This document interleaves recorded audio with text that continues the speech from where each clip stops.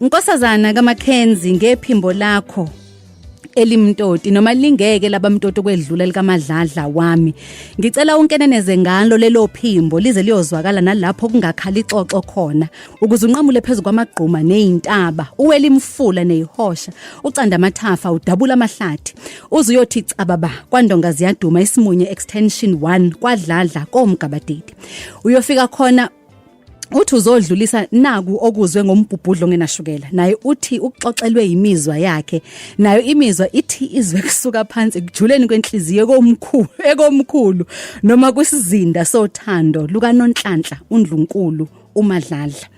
Madladla ndodakazi kaMkhwekazi wami, molakazana wabazali bami, skwiza wodadewethu, nkosikazi wami. Ngaphambi kokuhlangana nawe ngafunga ukuthi asoze empilweni yami ngaganwa isithembu. Ngangigcina ngokuncoma ngibabaza umfokamseleki oshaya ngamakhosikazi amana amahle. Ngangingazi ukuthi kuyobe namhlanje mina ngishaya nga10. Phela wena uyishumi labafazi umunye.